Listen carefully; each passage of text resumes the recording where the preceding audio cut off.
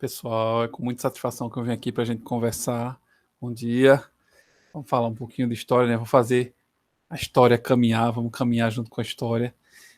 Hoje a gente vai pegar um tema um pouco mais recente. A gente conversou do Segundo Reinado, né? Na última aula, e agora a gente vai caminhar na República. Vamos falar do início da República. Essa história começa lá com o Marechal Deodoro e vai pé ante pé, seguindo até 2021. Só que hoje o foco é o período que a gente costuma chamar de Primeira República, tem gente que chama de República Velha, tem gente que chama de República do Café com Leite, tem gente que chama de República Oligárquica, então são vários termos para o mesmo período, que é o período que vai da proclamação da República, que quer dizer de 1889, 15 de novembro de 1889, até 1930, né, quando Vargas assume o poder de forma repentina em 1930, mas isso é uma discussão para uma outra aula, que a gente vai discutir esse período, esse interregno entre 1889 e 1930, comumente chamado de República Velha, tá certo? Então tem uma série de dilemas, é um período marcado, acho que por dois aspectos que a gente precisa entender dessa fase. Um é como se estruturava a política, e especialmente a política eleitoral, né, como era o processo de eleição, de conquista do voto, isso é muito marcante desse período.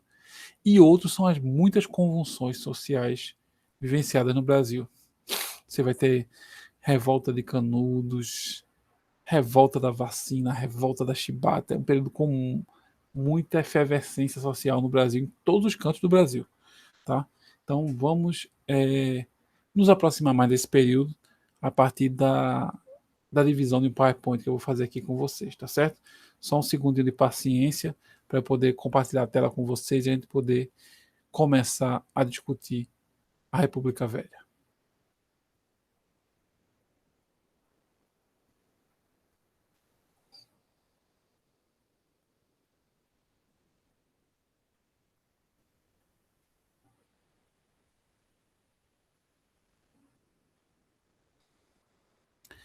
Então, começando a discutir a República Velha, a gente tem aqui uma divisão, mais ou menos uma subdivisão, de todos os presidentes desse período. Você vê que os dois primeiros estão em branco, porque são os dois presidentes militares. O primeiro, o Marechal Deodoro, que renuncia, não fica muito tempo no cargo, e depois o Marechal Floriano, que a gente vai ver com um pouquinho mais de detalhes. A figura de Floriano ficou muito marcante nessa fase, conhecido como Marechal de Ferro.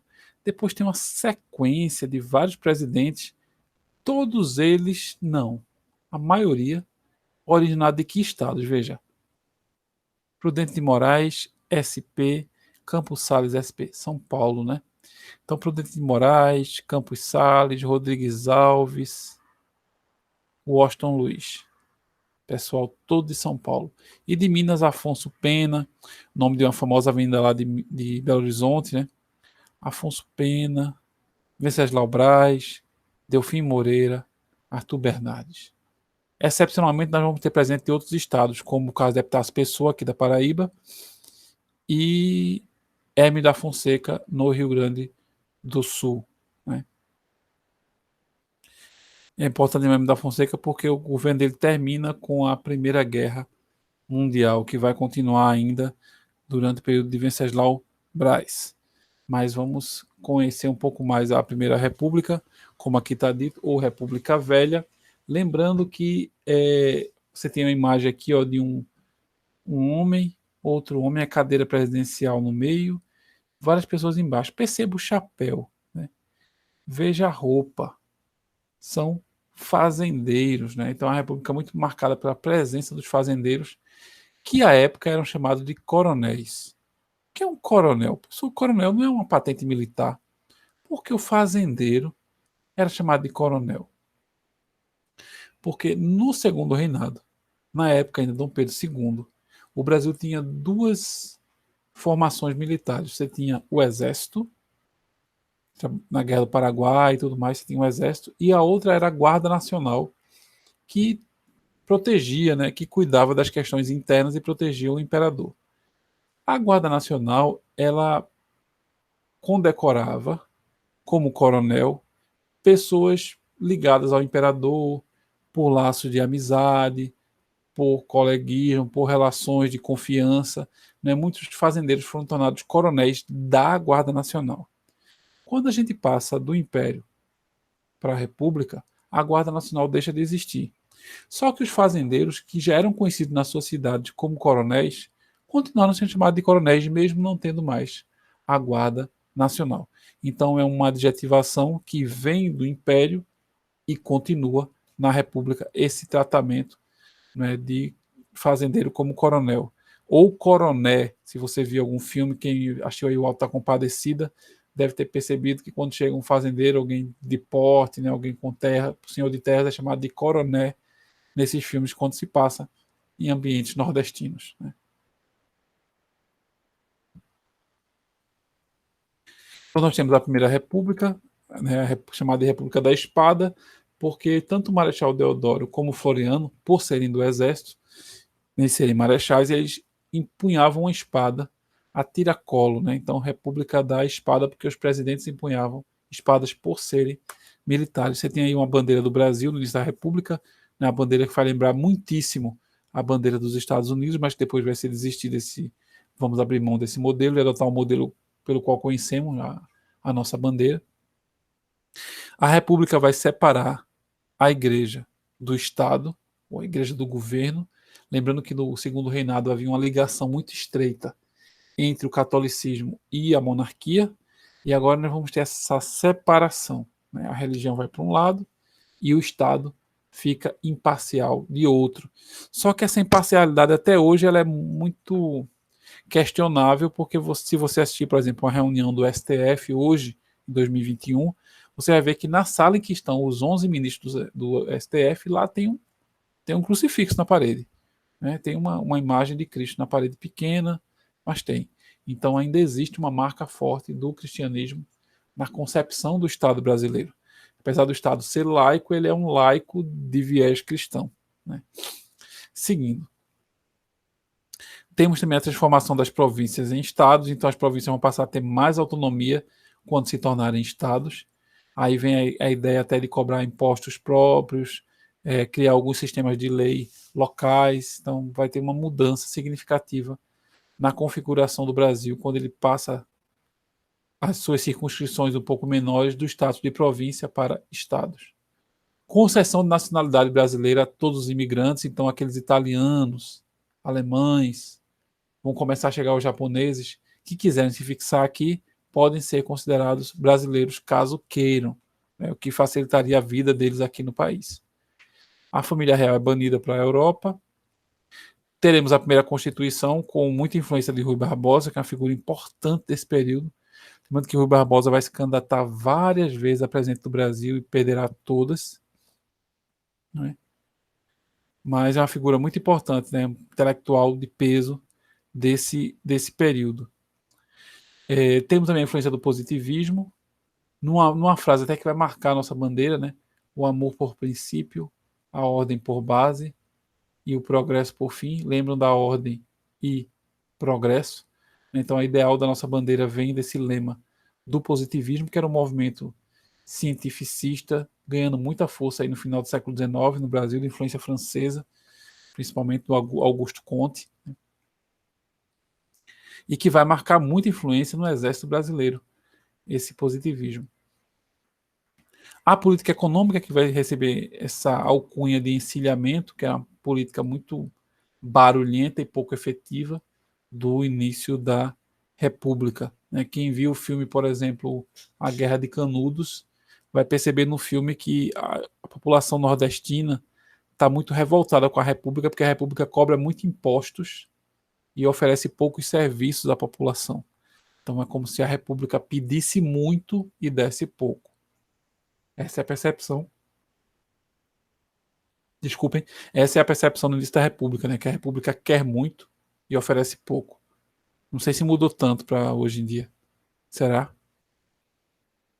Nós temos aqui também o governo Floriano, no Marechal de Ferro, marcado por duas revoltas, a revolta da Armada e a revolta federalista, né? Lembrando que Floriano vai... Essas revoltas, a revolta da Armada, por exemplo, começou antes do governo dele. você vai ter a revolta federalista no sul, e ele vai combater com força essas revoltas, tamanha força que ele vai incutir nesse combate, que vai ficar conhecido como Marechal de Ferro. Lembrando que essa revolta federalista que acontece no sul vai marcar muito o estado de Santa Catarina. Após derrotar a revolta em Santa Catarina, o Marechal Floriano resolve colocar inclusive seu nome na capital do estado de Santa Catarina, que naquela época se chamava Desterro. Ele vai mudar o nome para Cidade de Floriano. Então, Polis de Floriano.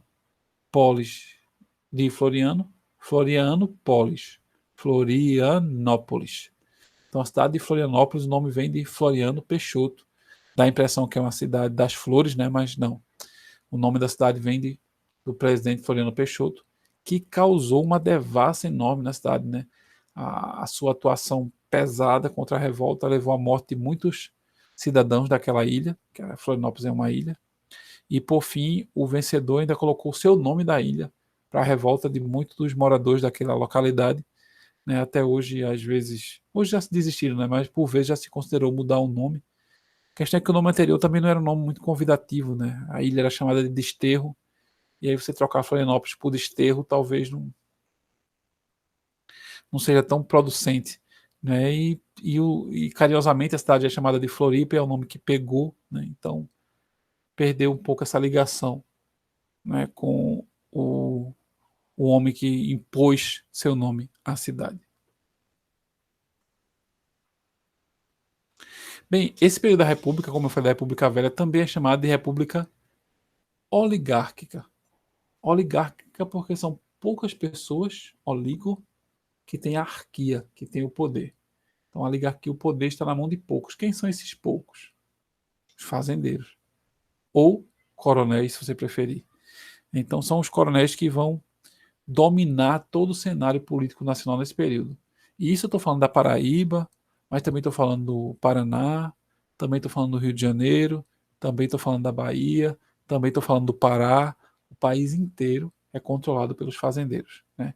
São eles que vão assumir os cargos principais da política ou colocar seus filhos ou seus afilhados. Eles vão ter um poder muito grande na circunscrição das cidades, do entorno das suas fazendas. Então vai haver uma força. Na verdade, houve uma força muito grande dos fazendeiros e coronéis nesse período, que é um período, inclusive, marcado pelo nome do voto do cabresto, que o voto não era sigiloso, né? O voto era aberto, o voto era público, o voto não era secreto, como é hoje. Então, as pessoas acabavam sendo coibidas, forçadas, induzidas a votar nos candidatos dos coronéis. Então, por isso, conhecido como o voto do cabresto. Você tem uma imagem aqui, né, duas, né, uma charge mostrando um candidato querendo, um eleitor querendo votar em um candidato e o coronel puxando ele para votar em outro. E aqui, né, um fazendeiro trazendo uma pessoa, na verdade um político, né, trazendo uma pessoa para votar e essa pessoa tendo sua humanidade descaracterizada, ela é representada como um asno, como se ela não pudesse votar por si, escolher o candidato por si, né? Ela é levada a votar em alguém com quem ela não tinha simpatia. Então é um período muito difícil da vida nacional em que a votação realmente era muito canalizada pela vontade dos coronéis. Tudo bem? Mas lembrando que nem sempre a coisa era força, às vezes era apadrinhamento, pela lógica dos favores, pelo jeitinho tão conhecido no Brasil que levava a população a votar nos candidatos indicados pelos coronéis.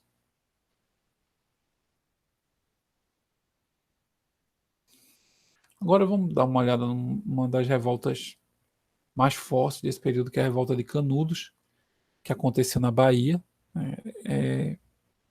É um período longo, tem até um romance importante no Brasil, tem mais de um, mas um que ganhou muito destaque é Os Sertões, do Euclides da Cunha, que conta um pouco do lugar, da guerra, das pessoas que moravam em Canudos, né? Como é que essa história começa?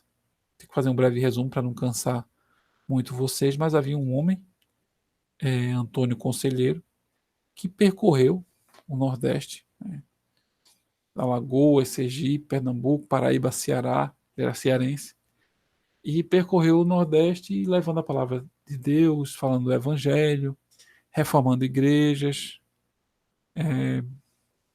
batizando crianças, conferindo extrema-unções a moribundos, né?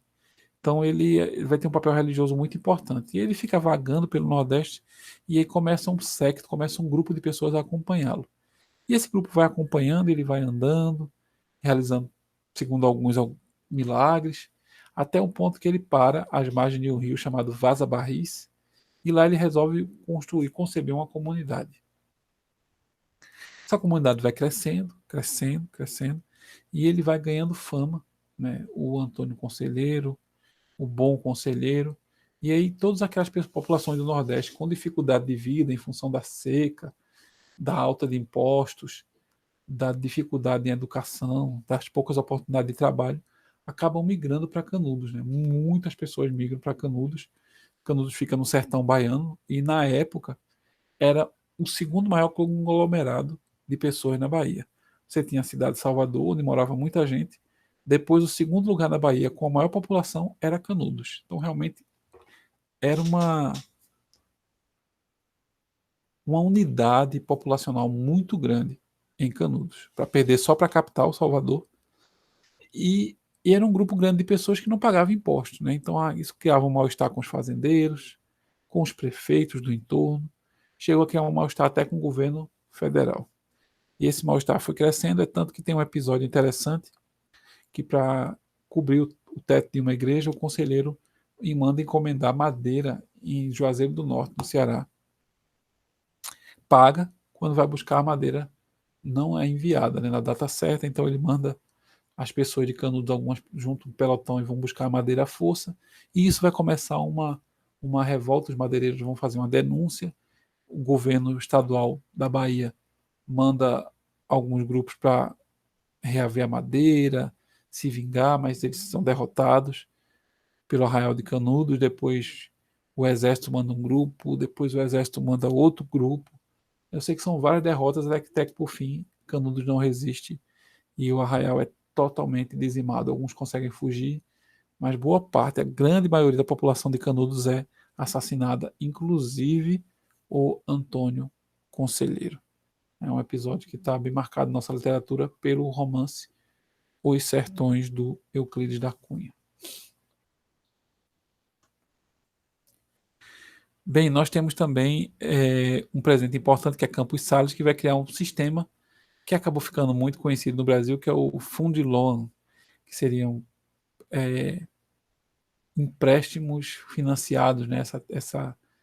Essa prática brasileira de que em períodos de crise você recorre a bancos exteriores, Banco Mundial, bancos exteriores não, bancos no exterior, Banco Mundial, o BIRD, o FMI, nessas instituições internacionais com muitos recursos em período de dificuldade, foi comum no Brasil se remeter a essas instituições para equilibrar dificuldades financeiras. E isso começou lá atrás com o presidente Campos Salles. Pós Campos Salles, nós temos Rodrigues Alves, um presidente também muito importante desse período. No seu governo, o Rio de Janeiro passa por uma reforma muito grande, lembrando que o Rio de Janeiro, nesse momento, era a capital do país. E, em função dessa série de reformas, nós vamos ter uma ação de um sanitarista. O médico sanitarista está muito em voga hoje em dia por causa da pandemia. Nós temos um médico chamado Oswaldo Cruz, que inclusive a Fiocruz, que está produzindo a vacina, produzindo não, né, que está invasando a vacina da AstraZeneca. A Fiocruz é a fundação Oswaldo Cruz, né, leva o nome dele. Oswaldo Cruz ele vai promover uma vacinação forte na cidade do Rio contra o desejo da população. A população vai ter receio porque é um procedimento novo, ninguém nunca passou por isso, como é uma coisa do governo, as pessoas desconfiam muito. E aí vai ter um certo mal-estar na cidade do Rio, um mal-estar que vai crescer muito e vai se tornar uma revolta, que é a revolta da vacina. As pessoas que aplicavam vacina, né, os enfermeiros, vinham com o apoio da polícia, né, para aplicar a vacina, e as pessoas lutaram contra para não serem vacinadas. Essa revolta foi muito marcante na história do Rio de Janeiro e do Brasil desse período. No governo Rodrigues Alves nós temos ainda a compra do Acre. O Acre é comprado para se tornar um estado brasileiro. Lembrando que é comprado, mas muitos brasileiros já moravam lá por causa da extração da borracha, que vai gerar muito recurso para o Brasil. Nessa época nós vamos exportar muita borracha para os Estados Unidos, para a produção de pneus, para bicicletas, depois para veículos. E o estado do Acre está muito acompanhando essa demanda internacional. Em troca, nós vamos prometer construir uma ferrovia Madeira-Mamoré para ajudar a Bolívia a escoar sua produção para o exterior e não vamos fazê-lo. Temos também o convênio de Taubaté, que foi uma reunião dos fazendeiros de café que ocorreu na cidade de Taubaté, em São Paulo. E por esse convênio, o governo vai se comprometer a comprar o excedente da produção de café brasileira. Então, os fazendeiros vão produzir seu café, vão exportar. O que eles não conseguirem exportar ou vender internamente, o governo vai comprar, para que os fazendeiros não fiquem no prejuízo. Com isso, o governo fica no prejuízo, a população fica no prejuízo, mas não os fazendeiros. Lembrando que estamos numa época de República dos Fazendeiros, estamos falando de São Paulo, que produzia café, que era o estado mais rico, então com os fazendeiros mais ricos do país, com muita influência no governo federal. Lá com o governo do presidente gaúcho, Hermes da Fonseca, vamos ter a revolta da Chibata e o contestado. A revolta da Chibata é uma revolta de marinheiros, liderados por João Cândido, né, que aparece aqui na foto, acho que vocês conseguem ver, no centro aqui da foto. Opa. Conhecido como Almirante Negro. Tem até um samba de João Bosco e Aldir Blanc, em homenagem a ele. E foi uma revolta em função dos maltratos que os marinheiros sofriam, né, na marinha. Né? Os soldados de mais baixa patente na marinha sofriam muito nas embarcações, inclusive açoites, chicotadas, era um tratamento muito vil, né, oferecido aos marujos. E aí por isso houve essa revolta. Eles conseguiram tomar o controle de duas grandes embarcações brasileiras, ameaçaram torpedear a cidade do Rio de Janeiro, mas houve um acordo com o presidente da República e a revolta foi desfeita. Depois disso, né, os líderes foram presos, em especial João Cândido, e ele acabou a vida esquecido, praticamente desconhecido. Né, mas teve uma figura muito importante nesse primeiro momento aí de luta pelas causas dos menos favorecidos. Né. A revolta foi conhecida como a revolta da Chibata. E o contestado já foi uma revolta aí no interior de Santa Catarina, Paraná, que está associada à construção do Estrada de Ferro que iria de São Paulo a Porto Alegre. Ela passava pelo centro aqui de Santa Catarina e as pessoas que moravam aqui no entorno de onde ia passar a ferrovia, suas propriedades iam ser doadas à empresa construtora da ferrovia. Então houve uma revolta, em função disso a revolta foi crescendo, conhecida como revolta do contestado, mas que foi também debelada ainda durante o governo de Hermes da Fonseca. Esse período da República Velha está marcado por um evento cultural e outro militar muito importante. O cultural é a Semana de Arte Moderna, de 1922, na cidade de São Paulo, que é um evento importante que vai marcar uma guinada muito diferente na história da arte no Brasil. É um momento em que as influências das vanguardas europeias vão chegar aqui, o dadaísmo, o cubismo, né, o futurismo, esses movimentos artísticos europeus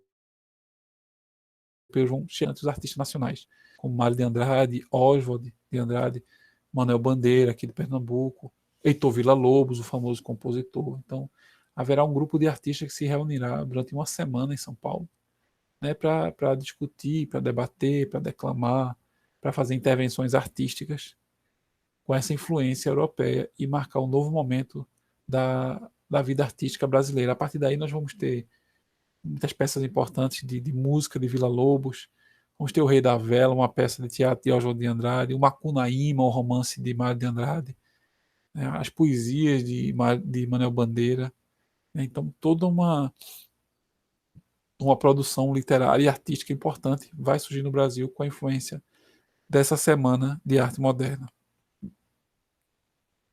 Um outro evento aqui que merece destaque é o tenentismo, na figura aqui do Luiz Carlos Prestes, conhecido como Cavaleiro da Esperança. Temos até um romance do Jorge Amado, chamado Cavaleiro da Esperança, né, que trata um pouco da biografia do Carlos Prestes. Se vocês procurarem na internet, eu até sugiro, tem um programa na TV Cultura chamado Roda Viva. Você pode colocar no Google mesmo, ou no YouTube, Roda Viva Carlos Prestes, que vai aparecer um programa de entrevistas que ajuda muito a conhecer a biografia dele. Tem também um filme chamado O Velho, que trata também da biografia de Carlos Prestes, que é uma figura muito importante nesse período na história do Brasil. Né? É um general gaúcho que vai se juntar para combater essa república oligárquica, que ele acha que essa república traz muito prejuízo ao Brasil. Ele vai acabar se juntando com outros militares vindos do Rio e de São Paulo e vão montar um grupo grande que ficará conhecido como a Coluna Prestes. Esse grupo vai percorrer boa parte do solo brasileiro, né? Boa parte do Nordeste, o que a gente chama de Centro-Oeste, como tem essa linha vermelha aqui, o percurso deles, sempre querendo esclarecer a população dos erros e dos desmandos do governo. E sempre sendo perseguidos, mas conseguindo, né, por uma estratégia ou outra, conseguir vencer ou conseguir fugir do governo, enquanto vão fazer esse processo de esclarecimento da população. Né? A coluna Prestes se desfaz na Bolívia, mas depois eles voltam a atuar na história política brasileira, daí vão sair muitos nomes importantes, como Carlos Prestes, Joaquim Távora, né? Muitas figuras que vão marcar a história brasileira dessa primeira metade do século XX estavam envolvidas na coluna Prestes. E, por fim, a produção do período, a gente já fizemos alguns acenos, né? O Brasil vai se destacar nessa época, principalmente pelo café, mas nós vamos ter também a produção forte de algodão, com destaque aqui para o nosso estado vizinho, a Paraíba, né? A produção de algodão, na produção da indústria têxtil na Paraíba. Vamos ter a produção do café em São Paulo, ao longo do rio chamado Vale do Paraíba, mas que vai se expandir para todo o estado de São Paulo, todo o oeste paulista vai produzir bastante café. O açúcar aqui em Pernambuco, mas também em São Paulo. A borracha, que nós já falamos do Acre, né? A borracha lá no norte do país, produção da borracha. Inclusive, muitos cearenses vão trabalhar no Acre, na extração da borracha, nos seringais. E o cacau na Bahia, né? Esses são os principais produtos exportados durante a República Velha, que esse período da história do Brasil marcado por muitas revoltas e com um processo eleitoral de qualidade muito duvidosa. Esse é o cenário e nós vamos ter uma mudança grande na vida brasileira com a Revolução de 30. É um golpe dado pelo Getúlio Vargas, mas essa é uma conversa para um outro momento. Minha ideia aqui foi fazer um panorama geral do que foi essa República Velha, né? Suas principais características, seu desenvolvimento, o que aconteceu, como ela se estruturou. Espero que vocês tenham gostado. A gente pode tirar dúvidas em aula e novos conteúdos virão. Abraço a todos. Até a próxima.